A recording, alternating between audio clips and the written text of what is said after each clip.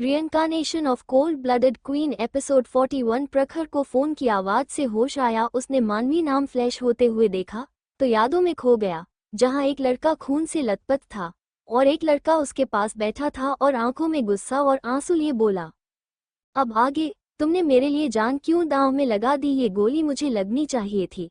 प्रखर के हाथ धीरे धीरे ढीला पड़ गया और निशी की गले से हट गया। निशी नीचे बैठ गई। वो तो अभी बेहोश ही होने वाली थी। वो गहरी सांसें लेने की कोशिश करते हुए जोर जोर से खांसने लगी। उसे ऐसा लग रहा था जैसे वो अभी बस मौत की मुंह से जाने से बच गई थी। वहीं प्रखर ने मानवी को कॉल रिसीव किया और सोफे पर पैर चढ़ाए बैठ गया। मानवी दूसरी तरफ से परेशान होकर बोली, प्रखर क्या हो रहा है? क्या निशी ने कुछ किया है? अगर उससे कोई गलती हो गई है तो तुम उसे यहाँ वापस भेज दो, पर प्लीज उसे ज्यादा हट मत करना, वो हमारी दोस्त है।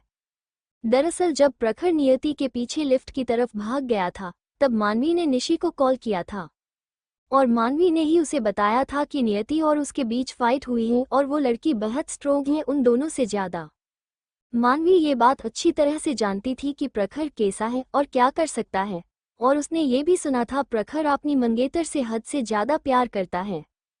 और अगर निशी ने कियान को जरिया बनाकर प्रखर को ज्यादा पुश करने की कोशिश की तो प्रखर गुस्से से पागल हो जाएगा और अपने लिए वादा को तोड़कर वो जरूर निशी को मार डालेगा। वैसे भी प्रखर जब किसी से प्यार करने लगा है तो किस हद तक होगा उसे पता था।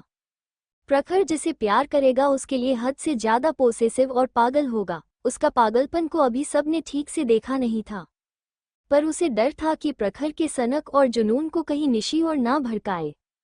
वो एक बार भड़क गया तो जरूर निशी को मार डालता, और निशी की बात से वो जान गई थी कि प्रखर अब निशी को नहीं छोड़ने वाला है। इसलिए प्रखर के कुछ करने से पहले मानवी उसे फोन कर रही थी। आखिरकार बचपन से वो सब साथ में थे। निशी ने भी कई बार मिशन कंप्लीट किया था। अगर प्रखर निशी को सच में मार देता है तो कहीं नील और प्रखर के बीच का रिश्ता खराब ना हो जाए। प्रखर ने ठंडे भाव से कहा, अगर मैं इस लड़की को मारना चाहूं तो मार दूंगा, और मेरे लिए मेरी बनी के सिवा कोई जरूरी नहीं है। और अगर ये लड़की मौत को ना चुन कर जाना चाहे तो बेशक जा सकती है, पर पहले उसे मेरी बनी की आंखों से गिरे हर एक आंसू की बूंदों की कीमत चुकाना होगा। इस लड़की को सब पता है, फिर भी इस लड़की ने मेरे और मेरी बनी के बीच रिश्ता खराब करने की कोशिश की है। तुम्हें क्या लगता है मुझे इसके साथ क्या करना चाहिए? प्रखर की ऐसी ठंडी आवाज सुनकर फोन की दूसरी तरफ मानवी भी परेशान हो गई, क्योंकि उसे अच्छी तरह से पता था प्रखर जो कहता है वही करता है। प्रखर, मुझे पता है उसने बहुत बड़ी गलती की है, इसलिए मैं उसे वहां जाने नहीं देना चाहती थी, पर क्या तुम इस बार के लिए उसे माफ नहीं कर सकते हो? और भूलो मत, तुमने वादा किया था कि तुम निशी को दूसरों से प्रोटेक्ट करोगे। तुम उसे किया अपना वादा तो नहीं भूल सकते हो ना? उसके बाद सुनकर प्रखर किसी डेविल की तरह हंसने लगा और बोला, सही कहा तुमने, मैं उसे दूसरों से प्रोटेक्ट करूंगा जब उसकी जान जा रही होगी, पर मेरी बनी को रुलाने के बाद मैं खुद तो उसे मार सकता हूं ना, मैं खुद से तो उसे प्रोटेक्ट नहीं कर सकता हूं, है ना? क्योंकि बाकी सब में तो मैं शामिल ही नहीं होता हूं। और एक बात, मैं उसे प्रोटेक्ट करूंगा इसका मतलब यह नहीं है कि मैं उसकी गलतियों में उसका साथ दूंगा। अगर वो दूसरों को जानबूझकर हर्ट करती है तो उसे भी सजा भुगतने के लिए तैयार रहना चाहिए। और यहाँ तो बात मेरी बनी की है। मेरी बनी, पता है मैं उसे जुनून की हद तक प्यार करता हूँ। अपनी बनी के लिए मैं सब कुछ कर सकता हूँ, चाहे मेरे सामने कोई भी हो। मेरे लिए इस दुनिया में मेरी बनी से ज्यादा कुछ भी इम्पोर्टेंट नहीं है। और आज इस लड़की ने मेरी बनी को हट करके उसे रुलाकर मेरी बॉटम लाइन को पार किया है। तो क्या हम भी तुम्हारे लिए इम्पोर्टेंट नहीं है? मैं यह नहीं कह रहा हूँ कि तुम उसे सजाना दो, पर उसे मत मारो। मानवी गहरी सांस लेकर बोली, क्योंकि वो समझ गई थी कि प्रखर को ज्यादा समझाने से भी कोई फायदा नहीं होगा। निशी ने इस बार बहुत ज्यादा गुस्सा दिला दिया है प्रखर को। चाहे वो कियान हो या प्रखर, दोनों ही निशी को बिल्कुल भी पसंद नहीं करते थे। खास करके कियान, उसे तो कभी अपनी माँ से कोई मतलब नहीं था, चाहे उसकी बायोलॉजिकल माँ मरे या जिए। नहीं, मेरे लिए मेरी बनी से ज्यादा कोई भी इम्पोर्टेंट नहीं है, तुम लोग भी नहीं। तुम लोग मेरे दोस्त हो, पर इसका यह मतलब नहीं है कि मैं तुम सबको अपनी डिसीजन को कंट्रोल करने दूंगा, प्रखर ने साफ शब्दों में कहा। अब मानवी के पास कहने के लिए कुछ भी बाकी नहीं था। वो जानती थी भले ही वो बचपन से अच्छे दोस्त थे, पर प्रखर के गुस्से को तो वो भी हैंडल नहीं कर सकते थे। उसके डिसीजन को कंट्रोल करना तो दूर की बात थी। और अभिप्राय के जाने के बाद से तो वो और भी ठंडा हो गया था और उनसे भी बहुत कम बातें करता था। उसने गहरी सांस लिया और बोली, ठीक है, मैं समझती हूँ उसने जो किया होगा गलत किया होगा। तुम उसे सजा दे सकते हो, पर प्लीज उसे मत मारना। मैं और नील 2 दिन बाद इंडिया आ रहे हैं।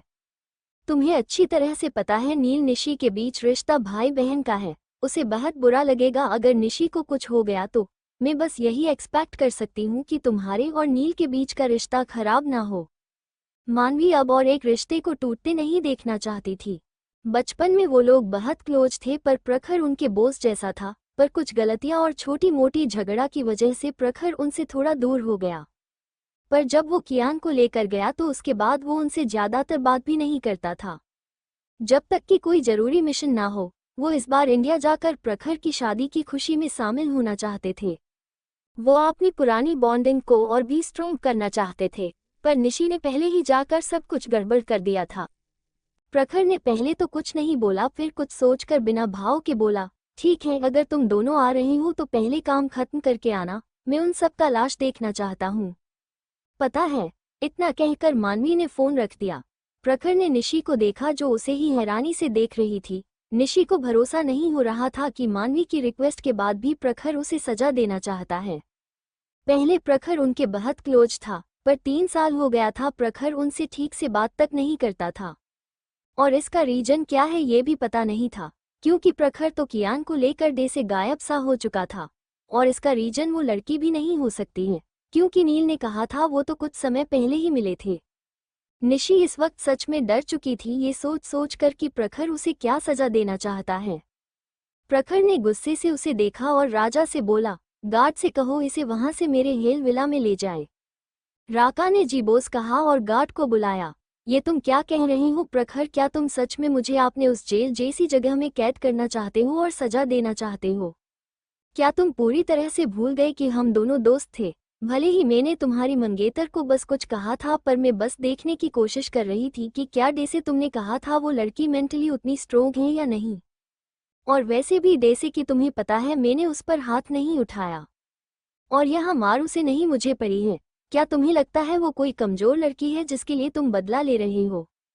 प्रखर ने तिरछी स्माइल करते हुए बोला, सही कहा तुमने, मेरी बनी कोई कमजोर लड़की नहीं है। इसलिए तो मेरी बनी को मैं इतना ज्यादा पसंद करता हूँ। वो मेरी जुनून और पागलपन सब कुछ है। वो हर एक काम में परफेक्ट है।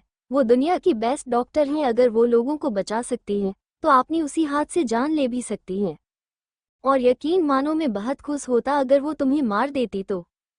पर अभी को दिए वादे की वजह से मैं नहीं चाहता था वो तुम्हें मारे, पर ये एक ही बार होगा जब मैंने तुम्हें अपनी बनी से बचाया।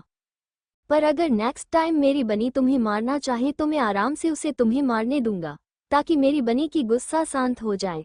वैसे भी तुम्हें एक बार अपनी बनी से बचाकर मैं ऑलरेडी अपना वादा पूरा कर चुका हूँ।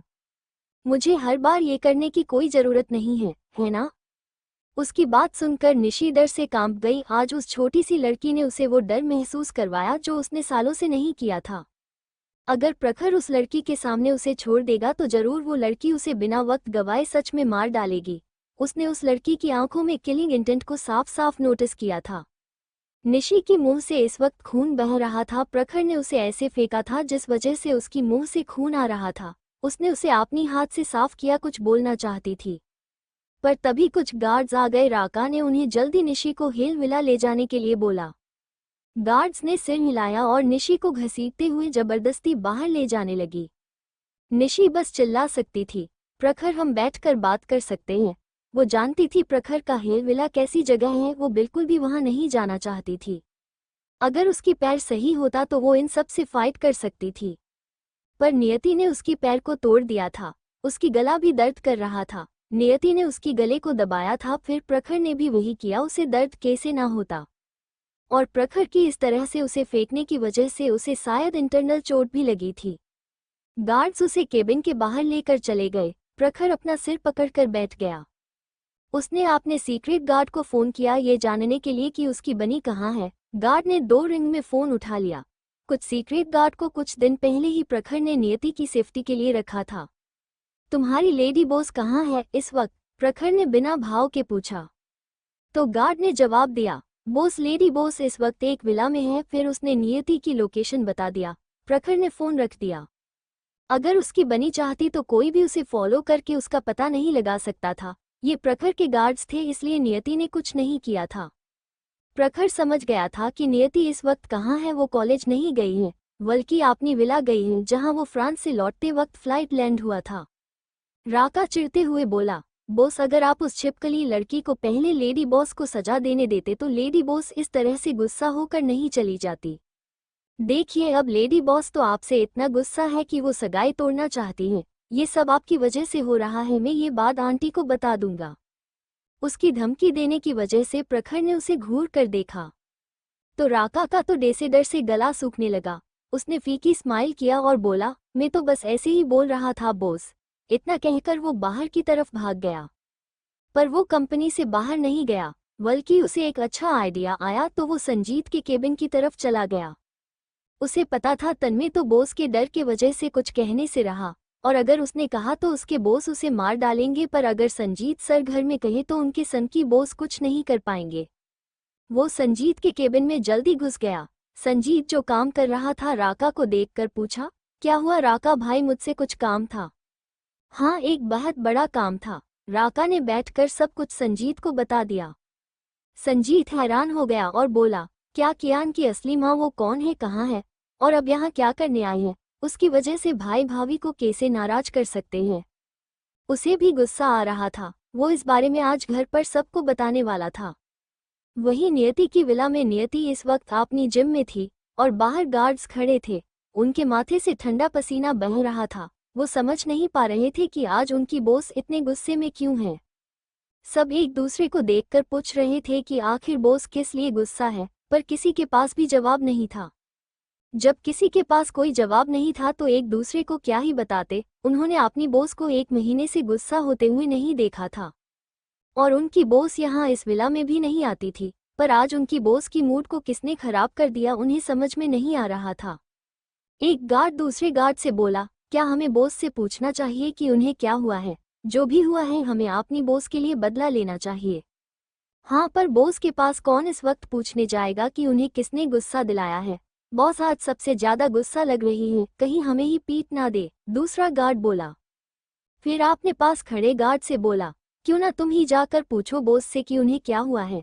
हम यूं ही तो नहीं छोड़ सकते हैं, हमें बॉस के लिए बदला लेना चाहिए। चाहे वो कोई भी गैंग हो, आज हम उनके सारे बेस को बॉम्ब से उड़ा देंगे। उसकी बात सुनकर वो गार्ड थोड़ा पीछे हटते हुए बोला, हाँ तो तुम खुद क्यों नहीं चले जाते?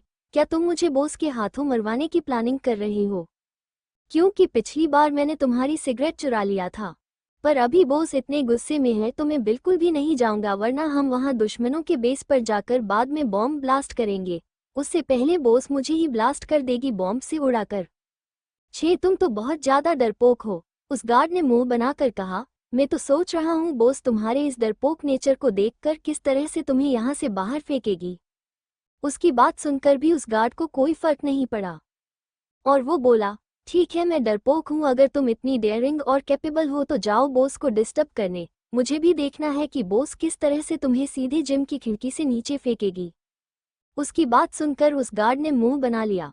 वो उसे उकसाकर पहले नॉक करने के लिए बोलना चाहता था, ताकि देख सके कि उनकी बॉस कैसी मूड में है। अगर अब तक उनकी बॉस का मूड थोड़ा अच्छा हो गया होगा तो वो उनसे पूछेंगे कि किसने उन्हें गुस्सा दिलाया है। फिर वो सब अपनी बॉस को इतना गुस्सा दिलाने वाले से जरूर बदला लेने के लिए जाएंगे। ठीक है, तो फिर हम वेट करके देखते हैं कि बॉस हमें क्या ऑर्डर देगी। तभी उन्हें पीछे से आवाज आई, क्या तुम लोगों की बातें हो गई? गार्ड्स जो जिम के बाहर पहरा देते हुए अपनी बॉस की गुस्से के बारे में बात करने के लिए इकट्ठा थे, सबने पीछे मुड़कर देखा तो पीछे रोहित खड़ा था, जो उनकी बकवास को ही सुन रहा था। सभी गार्ड्स ने दांत दिखा दिया और बोले, हाँ हम तो बस बात कर रहे थे कि हमारी बॉस को किसने गुस्सा दिला दिया। किसके अंदर इतनी हिम्मत हो सकती है जो हमारी डेविल बॉस को गुस्सा दिलाए? रोहित ने उन्हें देखा और बोले, जानने के बाद भी क्या तुम लोग सच में बॉम्ब से उनकी जगह को उड़ाने की हिम्मत करोगे? रोहित जानता था ये सामने खड़े लोग भले ही अभी डर रहे हैं और दांत दिखा रहे हैं, पर ये लोग कितने ज्यादा खतरनाक थे ये बात सिर्फ उसे ही पता था। इन लोगों को उनकी बॉस के राइट हैंड ने ट्रेन किया था, और वक्त पड़ने पर ये लोग ये बॉस के लिए मारने मरने पर उतारू रहते थे। तब वो गुस्से से बौखलाए जानवरों की तरह बन जाते थे। और मारने काटने लग जाते। उन्होंने अपनी बॉस से पंगा लेने वालों की कई बेस को सच में बॉम्ब से उड़ा दिया था। ये लोग सिर्फ यहीं अपनी बॉस के सामने ही उदास बिल्ली की बच्चे की तरह रहते थे, वरना उन सब के पास भी छोटा बड़ा कोई ना कोई बिजनेस था। चाहे कोई स्टोर हो या लाइब्रेरी ब्रांच, सब के पास कुछ ना कुछ था जिसे उन लोगों ने अपनी बॉस से सीख कर बनाया था, ताकि उनकी बॉस जिस तरह से अनाथ बच्चों के लिए सब कर रही है और उनके जितने अनाथ आश्रम है बाकी हॉस्पिटल में, वो भी थोड़ा ही सही कंट्रीब्यूट कर सके। और उन सब ने उसमें से ज़्यादातर पैसा वो फंड में देते थे। उन सब की फैमिली को नियति ही सपोर्ट कर रही थी। आप एक बार बताइए तो सही रोहित सर कि किसने हमारे प्यारी डेविल बॉस को गुस्सा दिलाया है? एक गार्ड ने गुस्से से पूछा। से अगर अभी रोहित ने नहीं बताया तो अगले ही पल वो रोहित को पीटने के लिए उसे पर झपट पड़ेगा। रोहित ने सिर हिलाया और बोला, अरे इतना गुस्सा, मुझे मारोगे क्या? वैसे बॉस को उनके हो चुके मंगेतर होने वाले पति मिस्टर प्रखर रायजादा ने गुस्सा दिलाया है। अगर तुम सब बदल लेना चाहते हो तो शौक से उनके पास जाओ। क्या पर उन्होंने बॉस को गुस्सा क्यों दिलाया? कहीं उन्होंने बॉस को चित तो नहीं किया? एक गार्ड गुस्से से बोला। रोहित हंसते हुए बोला, पता नहीं, अब अगर तुम सब सामने से हटोगे तो मैं जाकर पता करूंगा। सामने खड़े हो सब, अब डोर के सामने से हटो तुम सब। उसकी बात सुनकर सब डोर से दूर हो गए तो रोहित अंदर जाने लगा। एक गार्ड बोला, आकर जल्दी बताना बॉस को मिस्टर रायजादा ने कैसे गुस्सा दिलाया, फिर हम खुद डिसाइड करेंगे कि हमें मिस्टर रायजादा को किस तरह से सजा देनी चाहिए। रोहित ने डोर नॉक किया। वहीं अंदर नियति इस वक्त अपने सामने पंचिंग बैग पर पांच कर रही थी। वो पूरी तरह से पसीने से भीगी हुई थी। उसकी सामने से वालों की लिटें उसकी चेहरे पर पसीने की बूंदें पर चिपक गए थे। उसकी बॉडी पर पसीने की बूंदें चमक रही थी। वो इस वक्त बहुत ज्यादा हॉट लग रही थी। कोई इस वक्त उसे देखे तो नजर भी ना हटा पाए। उसने ब्लैक रागलो ट्रैक सूट पहना था जिसने वो और भी हॉट लग रही थी। उसकी आंखों में इस वक्त गुस्सा झलक रहा था। ऐसा लग रहा था जैसे आज वो अपना सारा गुस्सा इस जिम की सारे इक्विपमेंट पर ही निकाल देगी। तभी डोर पर नॉक हुआ। नियति रुक गई और पंचिंग बैग को अपने सामने आते हुए पकड़ लिया। उसने रिमोट उठाया और ऑटोमेटिक डोर को ओपन किया। रोहित अंदर आया और डोर फिर से क्लोज हो गया। नियति जाकर सोफे पर आराम से बैठ गई। रोहित अंदर जाकर उसके सामने खड़ा हो गया। उसे अच्छी तरह से पता था कि उसकी बॉस आज गुस्से में है, इसलिए आज वो कोई भी मजाक करने की मूड में बिल्कुल भी नहीं था। उसने फाइल को अपनी बॉस के सामने टेबल पर रखा और बोला, बॉस आपने जो इन्फॉर्मेशन मांगा था उस लड़की निशी के बारे में, वो इसमें है। आज पहली बार हमें किसी की इन्फॉर्मेशन निकालने में इतनी दिक्कत हुई है बॉस। नियति को इस बारे में पता ही था कि ऐसा होगा। नियति ने फाइल देखा तो रोहित बोला, बॉस इनकी माँ बाप की डेथ उनकी बचपन में ही हो गई थी और वो मापनी अंकल और आंटी के साथ रहती थी। और उनकी जो अंकल आंटी थे वो इस लड़की को बिल्कुल पसंद नहीं करते थे। जब ये 5 साल की थी ये किडनैप हो गई थी। उसके अंकल आंटी को लगा कि वो शायद डर से कहीं भाग गई है, इसलिए उन्होंने ना तो उसे ढूंढने की कोशिश की ना ही पुलिस के पास उनकी मिसिंग कंप्लेंट फाइल किया। और फिर 10 साल बाद मिस निशी वापस लौटी, तब उनके पास पैसा और पावर सब था। और उनके दोस्तों का एक अलग बिजनेस है जिसमें इनकी भी शेयर्स हैं। मिस निशी ने अपने अंकल की फैमिली को बर्बाद कर दिया क्योंकि उन्होंने बचपन में उसे बहुत परेशान किया था। फिर वो वापस अबोरोड चली गई अपने दोस्तों के लिए साथ, और उनके दोस्तों में से एक मिस्टर रायजादा भी है, जैसा कि आप जानते हैं।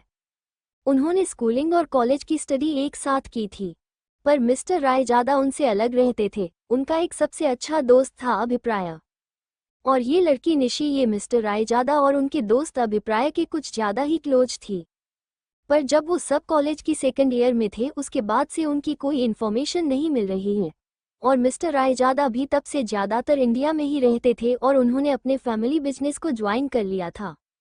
इसके सिवा अभी हमें और कोई प्रूफ नहीं मिला और ना ही पता चला कि वो सब अलग क्यों रहने लगे। उन सब ने अपनी इन्फॉर्मेशन को बहुत हाइड करके रखा है। नियति ने कुछ नहीं कहा और फाइल देखते हुए मन ही मन बोली, ओह, तो ये भी 22 साल पहले की उस लैब की एक एक्सपेरिमेंट रथ है। मतलब तो मेरे मिस्टर रायजादा के साथ 4 बच्चे बाहर निकले थे, उनमें से ये लड़की भी एक है। इसलिए शायद कियान की बॉडी में इतनी केमिकल हैं और ब्लड भी इन्फेक्टेड है, जो एंटीडोट के सिवा शायद ठीक नहीं होगी। उसकी होंठों पर एक तिरछी मुस्कान आ गई। उसने एक पाउच निकला जिसमें एक बाल था, उसे रोहित को देकर बोली, इसे ले जाकर हमारे लैब में दो, उन्हें टेस्ट करने के लिए बोलो। रोहित ने हाँ में सिर हिला दिया और पूछा, वैसे बॉस उस लड़की का क्या करे? अभी कुछ करने की जरूरत नहीं है, अभी तुम जाओ। रोहित ने सिर हिलाया और बाहर चला गया। उसकी बॉस की तिरछी मुस्कान देखकर उसे पता था कि कुछ तो होने वाला है, और वो ये भी समझ गया था इस लड़की की वजह से ही उसकी बॉस मिस्टर रायजादा से बहुत गुस्सा है। जैसे ही वो बाहर आया, सारे गार्ड्स उसे घेर कर खड़े हो गए और सब एक साथ पूछने लगे, क्या आपको पता चल गया हमारी बॉस किस लिए मिस्टर रायजादा से गुस्सा है? रोहित को मजा आ रहा था। वो अपनी लेडी बॉस को छीनने वाले मिस्टर रायजादा को थोड़ा परेशान करना चाहता था। पिछली बार उन्होंने फ्रांस में उसे परेशान किया था, इसलिए वो झूठ बोलते हुए बोला, ठीक से तो नहीं, पर लगता है मिस्टर रायजादा को बॉस ने किसी और लड़की के साथ पकड़ा है और वो हमारी लेडी बॉस को धोखा दे रहे थे। उसकी बात सुनकर सब गुस्से से भर गए। एक गार्ड बोला, उनकी हिम्मत कैसे हुई हमारी लेडी बॉस को सगाई के बाद धोखा देने की? मैं उन्हें छोड़ूंगा नहीं। हाँ, उन्हें सबक सिखाना चाहिए। मैं तो कहता हूँ बॉस उन्हें छोड़ दे। क्या हमारी बॉस के लिए लड़कों की कमी है? बड़े बड़े खानदान के लड़के हमारी बॉस के आगे पीछे लव लेटर देने के लिए घूमते हैं। हमारी बॉस ने उन्हें चुना है तो क्या उन्हें खुशी में हमारी बॉस को पलकों पर बैठा कर नहीं रखना चाहिए? उनकी हिम्मत कैसे हुई हमारी बॉस को धोखा देने की? हाँ, क्या हमारी बॉस से ज्यादा खूबसूरत लड़की इस दुनिया में कोई हो सकती है? क्या वो दुनिया की सबसे रिच इंसान है, इसलिए इतना हवा में उड़ रहे हैं? हमारी बॉस बहुत से बच्चे और बुजुर्गों, स्टूडेंट्स और अपनी रिसर्च में पैसा लगाती है, वरना मिस्टर रायजादा नहीं, हमारी बॉस दुनिया की सबसे रिच लेडी होती। क्या ये बात उन्हें पता नहीं है? अगर वो मेरे सामने आ जाए, मैं उन्हें सबक सिखाऊंगा और उस लड़की को भी जिसके साथ मिलकर वो हमारी लेडी बॉस को धोखा दे रहे हैं। जब रोहित ने देखा कि उसने सक्सेसफुली सबको मैनिपुलेट करके गुस्सा दिला दिया है तो वो खुश होकर बोला, अब मुझे जाना चाहिए, बॉस ने मुझे कुछ काम दिया है। वैसे शायद मिस्टर रायजादा यहाँ हमारी बॉस से मिलकर उन्हें मनाने आ सकते हैं। तुम लोगों को पता है ना कि क्या करना चाहिए?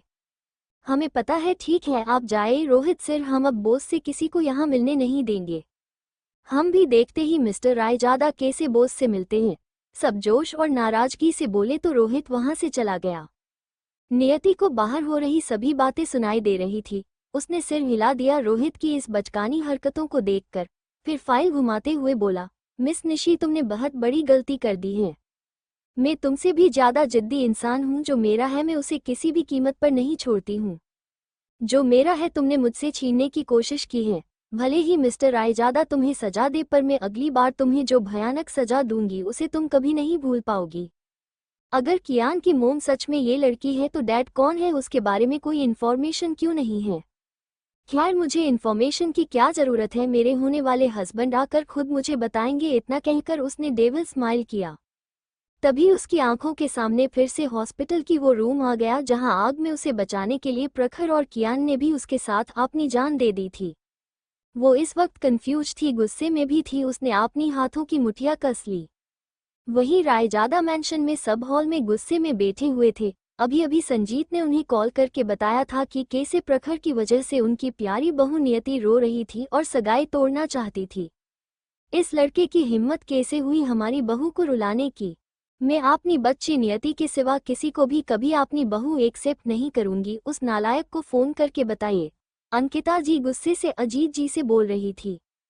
वहीं अजीत जी उन्हें शांत करवाने की कोशिश कर रहे थे। उन्हें भी प्रखर पर गुस्सा आ रहा था। तुम शांत हो जाओ अंकिता, मुझे भी अपनी नियति बहू के सिवा कोई और बहू नहीं चाहिए। बस वो आ जाए, मैं उसे छोड़ूंगा नहीं। उसकी हिम्मत कैसे हुई मेरी प्यारी बहू को धोखा देने की कोशिश करने की? मैं उसे मारकर उसका सिर फोड़ दूंगा। मुझे नहीं पता था कि मेरा बेटा इतना ज्यादा नालायक होगा। वो तो मेरा फोन भी नहीं उठा रहा है, एक बार उसे आने दो। अजीत जी भी गुस्से में थे इस वक्त। दादी माँ बोली, मुझे पता वो लड़का कोई ना कोई गड़बड़ आगे जाकर करेगा और हमारी प्यारी पोता बहू को नाराज कर देगा, इसलिए मैं कह रही थी जल्दी शादी कर देते हैं, ताकि अगर ये लड़का कभी भी कुछ गलत करे, हमारी नियति उसे मारकर उसकी पैर तोड़ दे और घर में बांध कर फेंक दे और हमेशा उसे अपनी पल्लू में बंद कर रखे। हमारी बहू जैसी इस दुनिया में कोई नहीं है। वो इतनी टैलेंटेड है कि मैं कभी कभी सोचती हूँ हमारा प्रखर ही उसे डिजर्व नहीं करता है, और ये लड़का हमारी बहू को नाराज करने पर लगा हुआ है। आज उसने इतना गुस्सा दिलाया कि हमारी बहू सगाई तोड़ना चाहती थी, और पता नहीं वो कौन सी घटिया लड़की है जो इतने सालों बाद वापस आई है। मैं नियति के सिवा किसी को भी अपनी पोता बहू नहीं बनने दूंगी। उसे हम जवाब देना होगा कि उसने ऐसा क्यों किया। आज मैं उस लड़के को इतनी आसानी से नहीं छोड़ने वाली हूँ।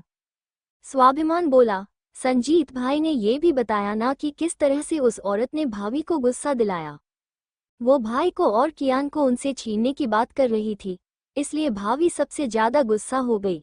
उसने ये भी कहा कि भाभी उसके और भाई के बीच आ गई है, जो पॉसिबल नहीं है। इसलिए उन्होंने उसे मारा, पर वो उसे ज्यादा सजा देना चाहती थी ताकि वो भाई और कियान की तरफ ना देखे, ना ही उनसे उन दोनों को छीनने की कोशिश करे। पर भाई ने भाभी को ऐसा करने से रोक दिया और उस औरत को बचा लिया। उनकी बात सुनकर सब और भी गुस्सा हो गए। दादाजी भी गुस्से में बार बार प्रखर को कॉल कर रहे थे, पर वो कॉल नहीं उठा रहा था, जिस वजह से उन्हें और भी ज्यादा गुस्सा आ रहा था। सुकांत जी यहाँ नहीं थे। सुप्रिया जी को भी प्रखर से चीड़ हो रही थी। कितनी मुश्किल से उन्हें इतनी अच्छी प्यारी लड़की मिली थी जो उन्हें इतनी ज्यादा पसंद आई थी, तो फिर ये कियान की माँ कहाँ से आ गई जिसे उन्होंने कभी नहीं देखा था। बड़ी ही प्राची और स्वाभिमान उदास होकर बैठ गए थे। वो तो आज जल्दी कॉलेज से आ गए थे क्योंकि उन्हें राका का कॉल आया था। वो और कुछ नहीं बोले। उनके देविल भाई को हो क्या गया था, उन्हें ये बात समझ में नहीं आ रही थी। उनकी प्यारी अप्सरा से भी खूबसूरत भाभी को छोड़कर उनका भाई किस तरह की बदबूदार बुढ़िया के पीछे था। अगर उन्हें पता चल जाता कि वो लड़की कौन है तो वो जाकर उस लड़की की बाल नोच लेते, उसे गंजी टकली कर देते, फिर आता मजा उनके भाई की चेहरे देखने में। वहीं कियान सीढ़ियों के पास उनकी बातों को सुन रहा था।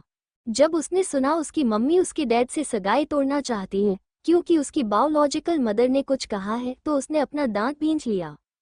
वो वहां से सीधा अपने डैड को फोन करने के लिए रूम में चला गया। उसने अपने फोन से जल्दी से अपने डैड को कॉल किया, पर प्रखर ने फोन नहीं उठाया।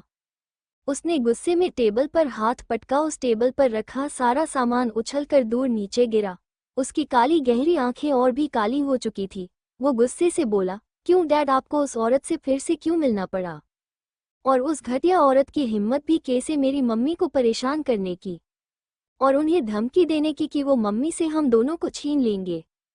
और मम्मी, डैड और उस औरत के बीच आए हैं, ये कैसा मजाक है? मेरे डैड हमेशा से सिर्फ मेरी मम्मी से प्यार करते हैं, तो फिर उनकी हिम्मत कैसे हुई मम्मी को परेशान करने के लिए झूठ बोलने की? मैं उन्हें आसानी से नहीं छोड़ने वाला हूँ।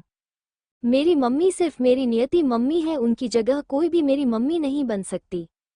डैड की हिम्मत कैसे हुई मेरी मम्मी को परेशान करने की? डैड ने क्यों रोका मम्मी को सजा देने से? अगर मम्मी उस औरत को सजा देती तो मम्मी की गुस्सा कम से कम शांत हो जाता और मम्मी नहीं रोती। मेरी मम्मी की आंखों से बहे हर एक बूंद आंसू का बदला मैं लूंगा, कोई उन्हें रिप्लेस नहीं कर सकता। उसकी आंखों से इस वक्त अंगारे बरस रहे थे। वो अपनी मम्मी की आंसू के लिए बदला लेने के लिए दृढ़ था। वो गुस्से से अपने रूम की सारी चीजों को फेंकने लगा, जैसे उन बेजान चीजों पर अपनी गुस्सा निकालने की कोशिश कर रहा हो। वो कंपनी जाना चाहता था अपने डैड से मिलने, पर वो इस वक्त नहीं जा सकता था। वहीं राजवंश कॉर्पोरेशन में प्रखर इस वक्त मीटिंग से वापस आया था। उसने जब आपके दादाजी डैड मोमफेर कियान की फोन से कॉल देखा तो उसे पता था कि ये लोग उसे किस लिए कॉल कर रहे हैं, क्योंकि उसे पता था राका ने संजीत को सब कुछ बता दिया है और संजीत ने घरवालों को सब कुछ बता दिया होगा। उसके घरवाले जरूर उसे सुनाने के लिए, डांटने मारने की बात करने के लिए ही फोन कर रहे होंगे। और इस वक्त वो ऑलरेडी अपनी बनी को कैसे मनाए ये सोच सोच कर परेशान था। वो अभी किसी के साथ कोई बात नहीं करना चाहता था। वो अपने केबिन में चला गया। उसने पता कर लिया था उसकी बनी अभी भी अपने पर्सनल विला में ही थी। थोड़ी देर बाद वो अपनी बनी की पर्सनल विला में जाने वाला था। वहीं दूसरी तरफ कॉलेज में जय, आकाश और आदित्य के साथ क्लास के बाद कैंटीन चले गए। उन तीनों को आज यहाँ अच्छा नहीं लग रहा था। उनकी प्रिंसेस नहीं थी, स्वाभिमान और प्राची भी चले गए थे। तभी उनकी नज़र अगम, राशि और रुचिका पर पड़ी जो वहीं पर बैठे हुए थे। वो तीनों उनके पास चले गए। तभी जय की नज़र दूसरी तरफ बैठी खुशी, सुमन, अभिजीत और अभिका पर पड़ी जो उनके पास टेबल के दूसरी तरफ बैठे थे। इसलिए अंदर आते वक्त वो उन्हें देख नहीं पाया था। सुमन को देखकर उसकी आंखों में चमक आ गई। उसे तो लगा था आज प्रिंसेस नहीं आई है तो ये दोनों भी शायद नहीं आएंगे, पर ये दोनों तो यहाँ आ गए थे। वरना वो और क्लास में नहीं जाता, यहाँ से घर चला जाता। तभी वंदना और उसकी दोनों दोस्त भी आकर उनके पास बैठ गए। आकाश को देखकर वंदना की गाल फिर से शर्म से लाल हो गई। वही आकाश की होंठों पर छोटी सी स्माइल आ गई उसे ऐसे शर्माते हुए देखकर। वंदना शर्माते हुए इस वक्त बहुत ज्यादा प्यारी लग रही थी। सबने अपना अपना ऑर्डर दे दिया था। सुमन जय को इग्नोर करके अपना कॉफी पी रही थी। वही जय तो बार बार उससे बात करने की कोशिश कर रहा था और सुमन की ऐसे इग्नोर करने से मुंह बना रहा था। उसने सुमन की हाथ से कॉफी का कप छीन लिया और बोला, मुझे भी कॉफी पीना है। सुमन ने उसे गुस्से से घर कर देखा और बोली, तुम्हारा काफी वही तो रखा है तो पी लो, मेरी कॉफी क्यों छीन रहे हो? क्योंकि तुम्हारा वाला ज्यादा मीठा काफी है और मैंने सुना है शेयर करने से प्यार बढ़ता है। इसलिए मुझे तुम्हारी झूठा कॉफी पीना है ताकि हम दोनों के बीच प्यार बढ़ जाए, वरना मैं कहीं बूढ़ा न हो जाओ। तुम तो मेरे प्रपोज को एक सेप भी नहीं कर रहे हो, इसलिए मुझे चिंता हो रही थी कि कहीं तुम मुझे रिजेक्ट ना कर दो। अब तुम मेरे झूठ कॉफी पी लो ताकि हमारे बीच प्यार बढ़े। सुमन गुस्से से दांत पीसते हुए बोली, बेवकूफ इंसान, तुम्हें किसने कहा कि झूठे कॉफी पीने से प्यार बढ़ जाता है? मुझे प्यार बढ़ता है या नहीं बढ़ता है तो पता नहीं, पर ऐसे बीमारी जरूर बढ़ जाती है। उसकी बात सुनकर सब हंसने लगे तो जय मुंह फुलाकर बोला, कौन सी बीमारी बढ़ती है? तुम ना बिल्कुल भी रोमांटिक नहीं हो। लगता है मुझे ही तुम्हें सब कुछ सिखाना पड़ेगा, वरना मेरी बीवी सबसे ज्यादा अनरोमांटिक होगी। वैसे किस करते हैं तो झूठे खाने से क्या प्रॉब्लम है? किस करने से भी तो सलाइवा। उसने इतना ही कहा था कि सुमन ने जल्दी से उसके मुंह पर हाथ रख दिया। वो नहीं चाहती थी कि ये बेशर्म इंसान और कुछ कहे। वो गुस्से से बोली, बस करो अपना ये किस पुराण, मुझे तुमसे कुछ भी सीखने की कोई जरूरत नहीं है। उसे शर्मिंदगी हो रही थी। उसने सबको देखा, सब उसे हैरानी से आंखें फाड़े देख रहे थे। फिर सिर हिला दिया। सुमन की गाल शर्म से लाल हो गया। उसे कल उन दोनों की किस याद आ गई जब वो राजवर्धन जी से मिलने जा रही थी और जय ने उसे एक खाली क्लासरूम में खींच लिया था और वहां भी उसने उसे प्रपोज किया और सुमन गुस्से से जाने वाली थी, क्योंकि वो सब कुछ पहले ठीक से सोच लेना चाहती थी ताकि आगे चलकर कोई प्रॉब्लम ना हो, क्योंकि जय और उसकी जिंदगी बिल्कुल अलग थी। वो थोड़ा और टाइम चाहती थी जय की प्रपोज को एक्सेप्ट करने से पहले, पर जय ने उसे जाने से पहले ही दीवार से लगा दिया और किस करने लगा। सुमन एक बहुत स्ट्रांग लड़की थी, फिर भी पता नहीं क्यों वो जय को खुद से दूर नहीं कर पाई। वो डे से जय की उस एहसास में खो गई थी। जय ने इशारा किया तो सुमन ने अपनी हाथ को उसकी मुंह से हटा लिया। जय की होठों पर मुस्कुराहट थी। लगता है उसने सुमन को कल की बात याद दिला दी थी। सुमन ने जल्दी से कॉफी का कप ले लिया और उसे पीने लगी। उसे डर था अगर वो उसके झूठी कॉफी को नहीं पिएगी तो कहीं ये पागल इंसान कल जो भी हुआ डिटेल्स में सबको ना बता दे।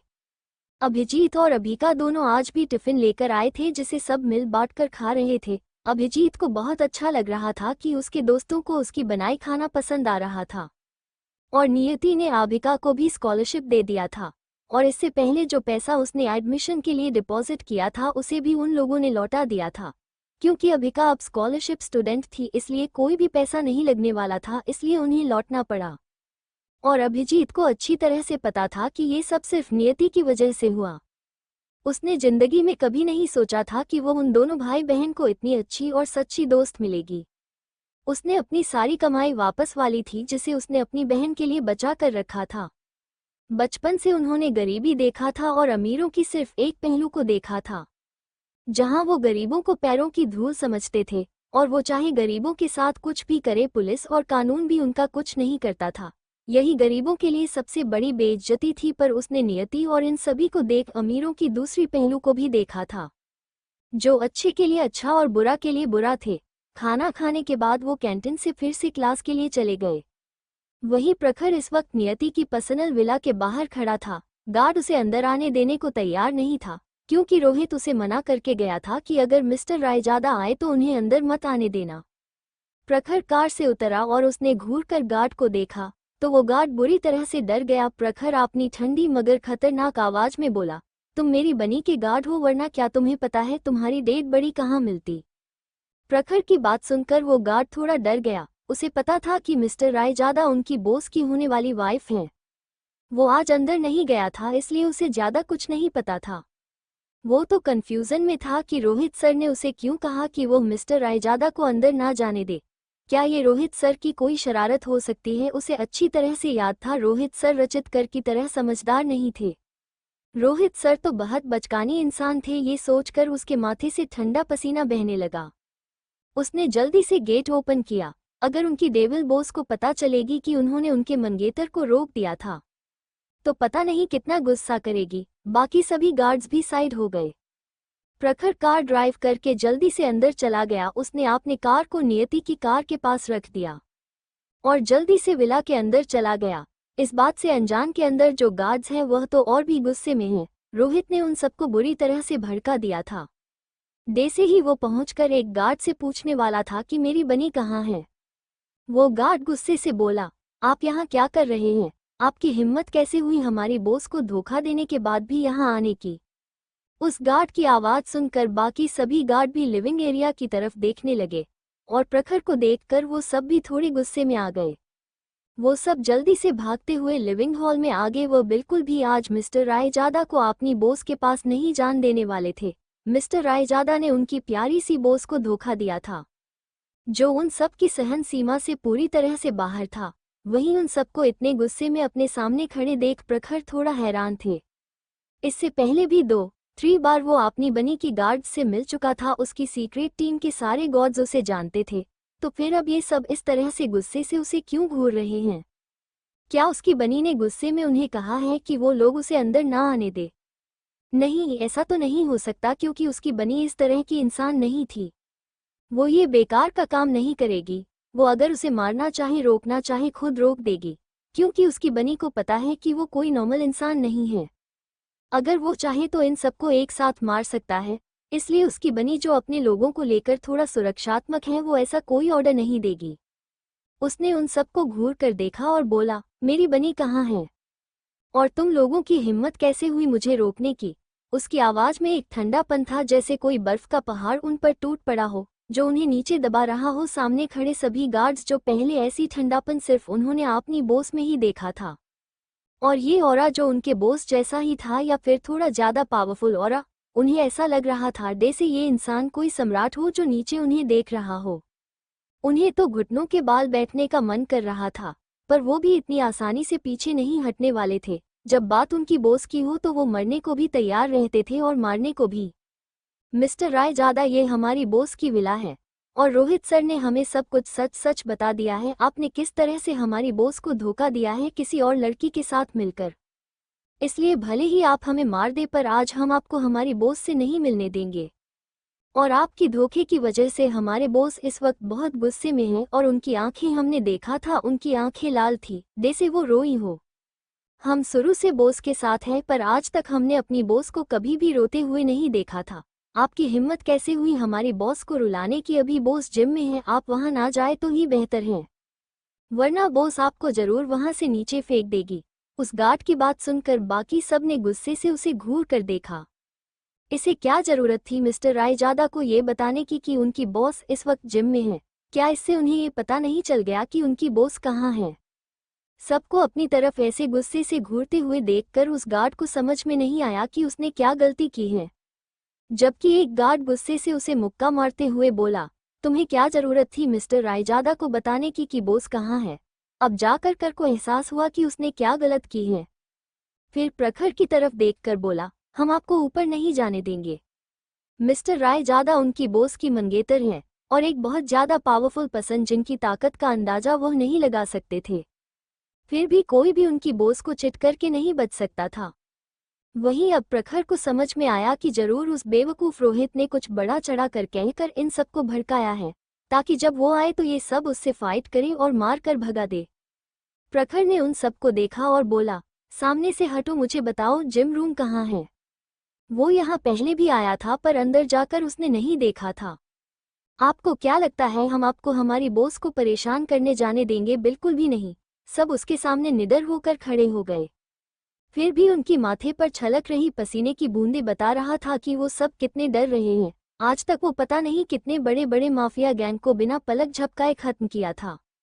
देश के बाहर की कई आइलैंड बेस खूंखार गैंग के हेड को मारा था, पर मिस्टर रायजादा के सामने खड़े होने से उन्हें जो दबाव महसूस हो रहा था, ऐसा दबाव उन्हें पहले कभी महसूस नहीं हुआ था। प्रखर ने उन सबको गुस्से से देखा। उसके आसपास का ऑरा और भी ठंडा हो गया। वो बिना कुछ कहे आगे बढ़ गया। वो खुद ढूंढ लेगा उसकी नियति कहाँ है। उसकी बनी की खुशबू उसकी जहन में है, वो उसी से अपनी बनी को ढूंढ लेगा। वो बस उन्हें धीरे धीरे धक्का दे रहा था और उनकी कुछ ऐसे पॉइंट पर बार कर रहा था कि वो 1-2 घंटे तक उठ ना पाए।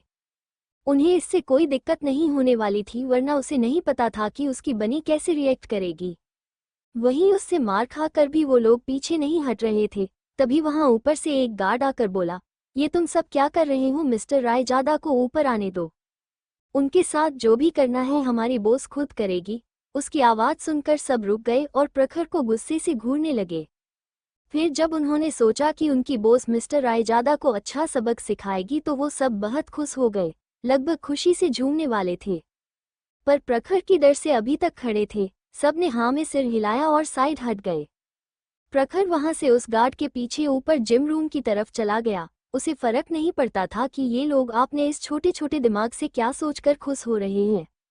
वो जिम के बाहर पहुंच गया था। वहीं बाकी सभी गार्ड्स ने भी उसे देखकर गुस्से से घूरा, पर उसके पास जाने की हिम्मत नहीं की। वो पहले मिस्टर रायजादा को अपनी बॉस के लिए परफेक्ट मानते थे, क्योंकि उनकी बॉस के लिए कोई और नहीं थी जो उनकी बॉस को पावर, पैसा में टक्कर दे सके। सिर्फ मिस्टर रायजादा ही थे जिनके पास पावर भी था और वो दुनिया के सबसे रिच इंसान भी थे। उन्हें तो लगा था उनकी डेविल बॉस और मिस्टर रायजादा एक अच्छे आदर्श जोड़ी हैं, जो पूरी दुनिया के शीर्ष पर खड़े हैं। पावर, पैसा, पर्सनैलिटी सबने बराबर। पर वो एक चीटर इंसान को अपनी बॉस के लिए बिल्कुल भी नहीं चाहते थे। एक गार्ड हिम्मत करके धीरे से बड़बड़ाते हुए बोला, मिस्टर रायजादा हमारी बॉस को धोखा कैसे दे सकते हैं? मुझे भरोसा नहीं हो रहा है। वो तो बॉस से कितना ज्यादा पागलों की तरह प्यार करते हैं। अभी भी उनकी आंखों में बॉस के लिए साफ प्यार दिखाई दे रहा है। उसकी बात सुनकर दूसरा गार्ड बोला, क्या तुझे लगता है रोहित सर ने हमारे साथ मजाक किया है या झूठ बोला है? क्या उन्होंने नहीं कहा था कि बॉस ने मिस्टर रायजादा को एक लड़की से साथ पकड़ा, जिस वजह से वो इतने गुस्से में थी कि बात मारपीट पर चली गई थी? क्या हमारी बॉस कोई ऐसी इंसान है जिसे कोई धोखा दे सकता है? हमारी बॉस दुनिया की सबसे ज्यादा अच्छी दिल की लड़की है और हमारी बॉस के सामने बाकी सभी लड़कियों की खूबसूरती कुछ भी नहीं है। हमारी बॉस इतनी टैलेंटेड है कि बाकी सभी लड़कियां सिर्फ कचरा लगती हैं जब वो हमारी बॉस से कम्पीट करने की कोशिश करती हैं। हमारी बॉस के पीछे कितने बड़े खानदान के लड़के पागल होंगे, क्या इन्हें अंदाजा भी है? हाँ, इसने सही कहा, तुम्हारी आंखें खराब हैं जो तुम्हें प्यार दिख रहा है। याद आया तुम भी अभी अभी प्यार में पड़े हो ना बॉस की फॉर्मा इंडस्ट्री की एक लड़की के साथ, इसलिए तुम्हें सबकी आंखों में खुद की ही तरह सिर्फ प्यार दिखाई दे रहा है, एक और गार्ड ने कहा। वो प्रखर डोर के पास था पर उसे पीछे हो रही बातें अच्छी तरह से सुनाई दे रहा था। उसे गुस्सा आ रहा था, ये रोहित पागल इतना सब कुछ बोल कर गया है। उसकी बनी ने कब उसे किसी लड़की के साथ पकड़ा? ये रोहित मानगदंत कहानी गढ़ने में माहिर है। उसने इन सब को भी मैनिपुलेट किया है। एक बार वो इंसान उसके सामने आ जाए, वो जरूर उसे एक अच्छा सबक सिखाएगा। वो उसे 3 दिन 3 रात तक उल्टा लटका कर रखेगा और नीचे अपने वाइल्ड जानवरों को उसे डराने के लिए छोड़ देगा। उसने जल्दी से डोर पर नॉक किया। वही नियति जो अंदर थी, उसने अभी अभी एक और पंचिंग बैग को खराब किया था। उसने रिमोट से टैप किया तो स्क्रीन में बाहर प्रखर दिखा। वो भी सीसीटीवी की तरफ ही देख रहा था, जैसे उसे पता हो कि उसकी बनी उसे देख रही हो। प्रखर ने अपने दोनों हाथों से कान भी पकड़ रखा था, जैसे एक छोटा बच्चा गलती करने के बाद मासूम बनते हुए कान पकड़कर बैठ जाता है। इस वक्त वो ठीक वैसा ही लग रहा था। वहीं बाहर गार्ड्स मिस्टर रायजादा को ऐसे कान पकड़े खड़े सीसीटीवी की तरफ देखता देख हैरान थे। अभी अभी मिस्टर रायजादा उन्हें किसी पहाड़ की तरह लग रहे थे जिन्हें कोई नहीं हिला सकता था, और इस वक्त वो किसी छोटे बच्चे की तरह उनकी बॉस से माफी मांगते हुए उनकी ध्यान अपनी तरफ खींचने की कोशिश कर रहे थे।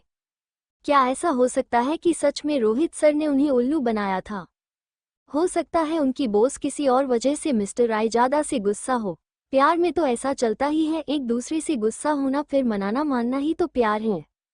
तभी डोर ओपन हुआ। ये देखकर प्रखर खुश हो गया और जल्दी से अंदर चला गया। ये देखकर सब एक दूसरे को देखने लगे और बातें करने लगे। लगता है हमारी बॉस मिस्टर रायजादा से इतना भी ज्यादा गुस्सा नहीं है, वरना वो उन्हें इतनी जल्दी क्यों अंदर आने देती? अगर मिस्टर रायजादा ने सच में धोखा दिया होता तो हमारी बॉस उन्हें घंटों यहाँ खड़ा रखती और हो सकते हैं वो उन्हें पनिशमेंट भी देती। वहीं अंदर प्रखर ने आकर नियति को देखा जो सोफे पर बिना भाव के बैठी हुई थी। वो जल्दी से उसके पास चला गया। जैसे ही वो नियति को हक करने वाला था उसने उसे रोक दिया और बोली, मिस्टर रायजादा, मैंने जो बोला था क्या आपको याद है? सिर्फ तभी आना जब आपको मुझे एक्सप्लेन करना हो। अगर आप मुझे ये बताने आए हैं कि वो लड़की कियान की माँ है इसलिए आप उसे बचा रहे थे तो आप यहाँ से जा सकते हैं। प्रखर का दिल टूट रहा था। उसकी नज़र नियति की हाथ पर पड़ी तो उसकी आंखें सिकुड़ गई क्योंकि नियति के हाथ लाल थे, खास करके उसकी राइट हैंड अपर साइड कुछ ज्यादा ही लाल दिख रहा था। प्रखर ने इधर उधर देखा। पंचिंग बैग पूरी तरह से छीन भिन्न होकर पड़ा हुआ था। साफ मतलब था कि अभी नियति प्रैक्टिस कर रही थी, पर यह सिर्फ प्रैक्टिस नहीं थी बल्कि ऐसा लग रहा था जैसे उसने अपना सारा गुस्सा उस पंचिंग बैग पर निकाला हो। पर प्रखर को सबसे ज्यादा गुस्सा इस बात पर आ रहा था कि उसकी बनी भी हट हुई है। उसने नियति की कोई भी बात नहीं सुना। उसने जल्दी से जाकर नियति के हाथ को पकड़ लिया। ये तुमने अपने हाथ का क्या हाल बनाया है? नियति उसके हाथ से अपने हाथ को झटका के वाली थी, पर प्रखर ने उसे घूर कर देखा और बोला, हिम्मत मत करना बनी। उसकी आंखों में इस वक्त नमी थी। वो उसकी छोटी सी चोट को भी बर्दाश्त नहीं कर पा रहा था।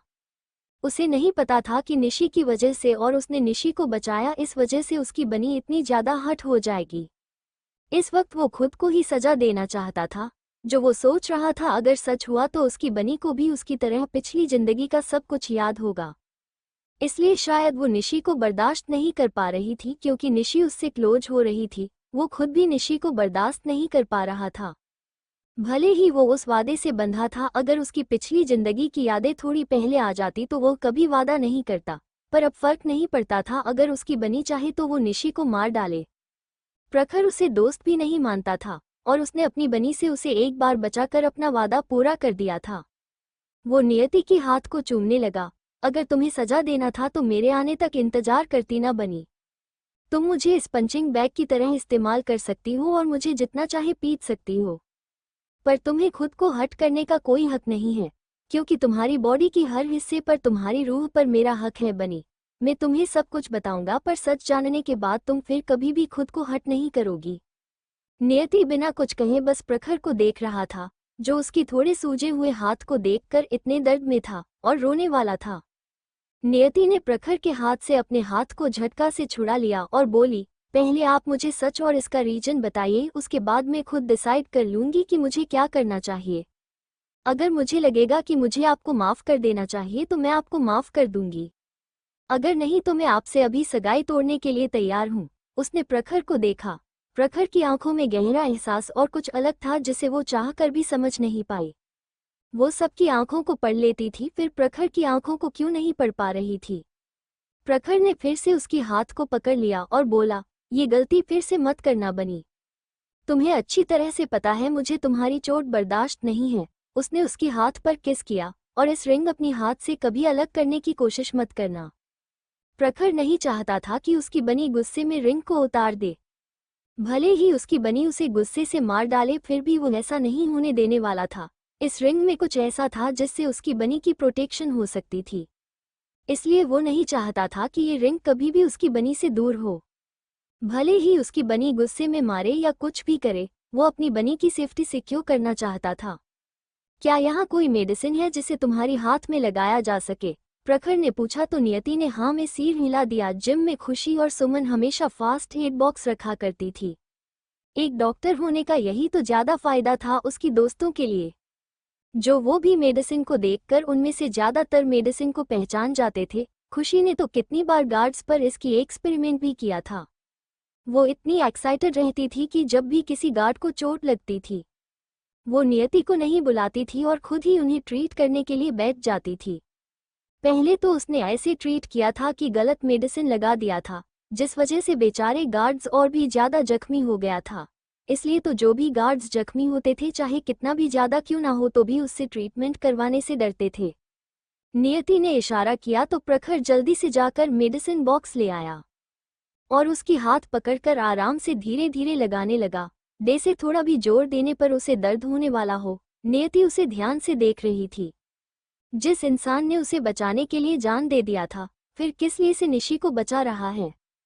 उसे याद आया जब प्रखर उसे बाहों में थामे उस आग से निकलने की कोशिश कर रहा था, जब वो उसे पूरी तरह से ढक कर आग से बचाने की कोशिश कर रहा था, और उसके पीछे पीछे कियान का भी आग में कूद जाना और अपने मम्मी और डैड को बाहर घसीटने की बचाने कोशिश करना।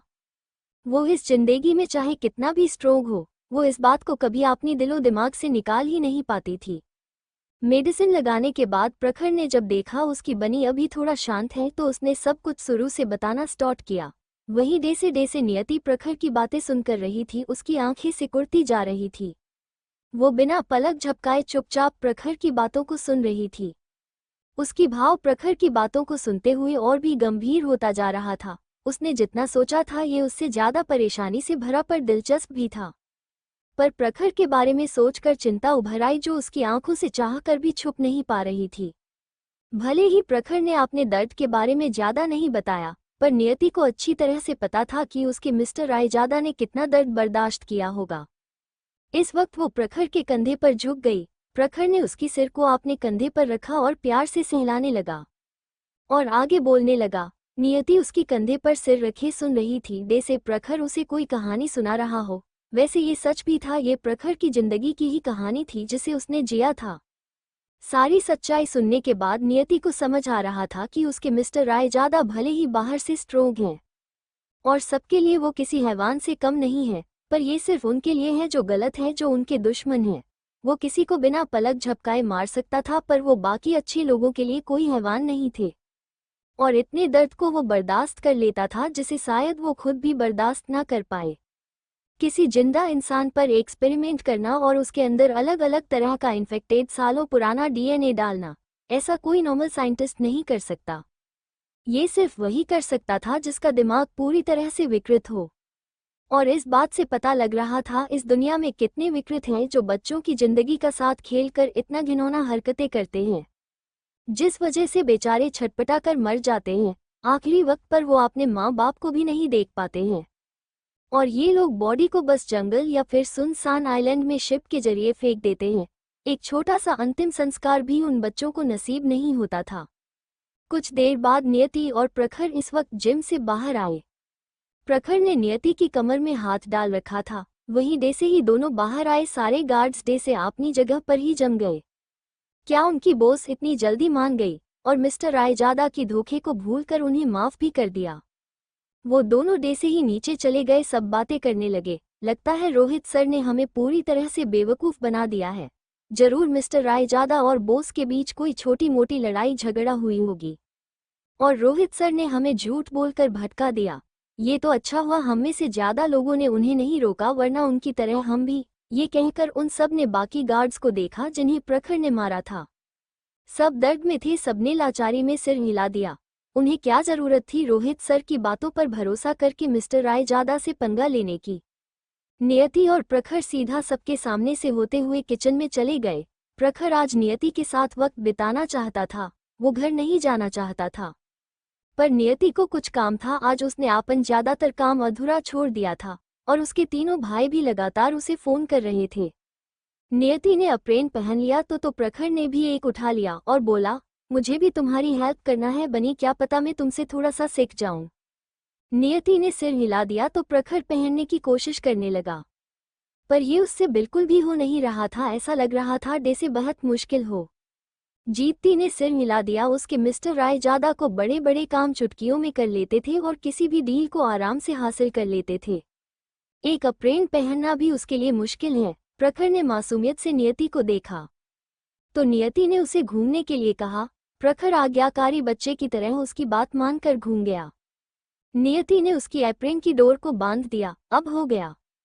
नियति ने वेजिटेबल निकाला तो प्रखर मदद करने के लिए जल्दी से आगे बढ़कर उसे धोने लगा। नियति को हंसी आ रही थी। प्रखर इतनी सावधानी से सब्जियां धो रहा था कि ऐसा लग रहा था जैसे उसकी जिंदगी इसी पर टिकी हो, और अगर सब्जी अच्छे से नहीं धुले तो उसकी बीवी उसे बेलन से पिटेगी। वो इस वक्त सच में एक आदर्श पति की तरह बनने की कोशिश कर रहा था। जब वो पहले नियति को इम्प्रेस करने के लिए इंटरनेट पर ढूंढ रहा था, तब उसने पढ़ा था कि बीवी को बहुत अच्छा लगता है जब उसके पति उसकी काम में हेल्प करते हैं, जब उन्हें खाना बनाने में मदद करते हैं। और ये बात प्रखर के दिमाग में बैठ गया था। भले ही उसके घर पर दुनिया के बेस्ट शेफ मौजूद थे, फिर भी उसने सोच रखा था कि वो शादी के बाद अपनी बीवी की हेल्प करेगा। उसने सब्जी को अच्छे से धो लिया, उसके चेहरे पर सीरियस एक्सप्रेशन था। उसने नियति को देखा, जैसे खुद की तारीफ करना चाहता हो। नियति ने हाँ में सिर हिला दिया तो प्रखर खुश हो गया। नियति फिर सब्जियां काटने लगी। प्रखर भी उसे हेल्प करने के लिए सब्जियां काटने की कोशिश करने लगा, पर उससे बिल्कुल भी ये हो नहीं रहा था। कटी हुई सब्जियां उड़कर इधर उधर गिर रहा था। नियति ने गहरी सांस लिया और उसके हाथ से चाकू ले लिया और बोला, मिस्टर रायजादा, आप चाकू को बस उंगलियां काटने में इस्तेमाल कर सकते हैं, सब्जियां काटने में नहीं। इसलिए आप रहने दीजिए, मैं खुद कर लूंगी। उसकी बात सुनकर प्रखर का भाव कुछ बिगड़ गए। वो तो बस अपनी बनी की मदद करना चाहता था, पर वो चाहकर भी ऐसा नहीं कर पा रहा था। क्या वो इतना छोटा काम भी नहीं कर सकता? सॉरी बनी, मैं तुम्हारी मदद नहीं कर पा रहा हूँ, पर मैं जरूर जल्दी इसे सीख लूंगा, फिर पक्का हम दूसरी बार बनाएंगे तो मिलकर खाना बनाएंगे। उसने नियति को पीछे से हग कर लिया और उसे काम करते हुए देखने लगा। कभी कभी वो उसकी बालों को पीछे कर रहा था तो कभी उंगलियों में घुमाकर खेल रहा था। नियति ने 1 घंटे के अंदर खाना बना लिया था और प्रखर उसकी खाना बनाते वक्त भी उसके पीछे बेताल की तरह चिपका हुआ था। वहीं बाहर कुछ गार्ड्स और किचन स्टाफ बीच बीच में झांकते हुए प्रखर और अपनी डेविल बॉस के प्यार भरे मोमेंट को देख रहे थे। कुछ देर में सारा खाना नियति और प्रखर ने खुद डाइनिंग टेबल पर लगा दिया। इस वक्त सब दूसरी तरफ लिविंग हॉल में चले गए थे। वो अपनी बॉस और उनके होने वाले पति को डिस्टर्ब नहीं करना चाहते थे। प्रखर ने खुद ही नियति को सर्व किया। उसकी बनी ने इतनी मेहनत की थी, वो बिना कुछ करे खा रहा है। नियति ने उसकी प्लेट पर खाना रखा। जब प्रखर ने खाना टेस्ट किया तो उसे ये इतना अच्छा लगा कि उसे लगा उसके पर्सनल शेफ भी इतना अच्छा खाना नहीं बना सकते हैं। बनी, तुम सच में बेस्ट हो, ये खाना बहुत अच्छा है, प्रखर खाते हुए बोला। उसने जल्दी से नियति को भी खिलाया और अपना मुंह खोल दिया। वो चाहता था उसकी बनी भी उसे खिलाए। नियति ने सिर हिला दिया। प्रखर सच में बच्चों जैसा बिहेव कर रहा था। वहीं शेखावत मैंशन में इस वक्त सब अपने अपने रूम में थे। जय, आकाश और आदित्य ऊपर खड़े थे और नीचे देख रहे थे। आकाश ने आदित्य और जय को देखा और बोला, क्या तुम दोनों श्योर हो कि ये करना सही होगा? आई मीन इससे इन्फेक्शन या प्ले? उसने इतना ही कहा था। आदित्य बोला, ओह भाई, आपको चिंता करने की कोई जरूरत नहीं है। उसे कुछ भी हो जाए हमें क्या? जब वो हमारी प्रिंसेस को दर्द देने की, उसे गिरियों से गिरा कर मारने की कोशिश कर रही थी, उसका क्या उसे तब इस बारे में नहीं सोचना चाहिए? अब और सोचने के लिए यहाँ कुछ नहीं है। जय भी बोला, चलो नीचे, मुझे कुछ नहीं सुनना है, मैं उस लड़की को एक अच्छा सबक सिखाना चाहता हूँ। इतना कहकर जय आगे आगे चला गया। उसके हाथ में इस वक्त एक छोटा पिंजरा और बैग जैसा था। वो चला गया तो आदित्य भी चला गया। आकाश ने भी और कुछ नहीं कहा। उसे समझ में आ चुका था कि इन दोनों का दिमाग आज खराब हो चुका है। वो उनके पीछे गया। इस वक्त नीचे कोई नहीं था। जो स्टाफ थे वो किचन में थे और डिनर बना रहे थे। वो सीधा स्टोर रूम में तरफ बढ़ गया जहां सुबह से रूही और नेहा बंद थे। वहीं आदित्य भी उसके पीछे था। आकाश ने सिर हिला दिया और मन ही मन सोचा, ये दोनों पता नहीं कल सुबह तक किस हालत में होंगे। छोड़ो, जो भी हुई सब उन दोनों ने खुद ही किया है और जय भाई नाम की मुसीबत को खुद ही बुलाया है। जय और आदित्य दोनों ने कुछ किया और फिर एक दूसरे को देखकर डेविल स्माइल करने लगे। जय मन ही मन बोला, तुम दोनों इस स्टोर रूम में भी कैसे शांति से रह सकती हो? वो इसे बहुत मुश्किल से ढूंढ कर लाया था। आदित्य और जय वहीं खड़े रहे। वो रूही और नेहा की चीख सुनना चाहते थे, वैसे भी इस तरफ कोई नहीं आता था। अगर कोई ध्यान से आकर दरवाजे के पास खड़े होकर सुनने की कोशिश ना करे तो सुनाई भी नहीं देगा। वहीं अंदर नेहा और रोहित अभी भी बैठी हुई थी। तभी उन्हें अपने पैरों पर कुछ महसूस हुआ। दोनों ने नीचे देखा तो नीचे 2-3 चूहे थे। ऐसा लग रहा था जैसे वो उन दोनों की पैरों पर चढ़ने की कोशिश कर रहे थे। ये देखकर दोनों डर से चिल्लाए और जैसे ही झटक दिया, उन चूहे में से एक ने रूही की पैर को खरोंच दिया। वो सब जंगली चूहे थे। To be continued.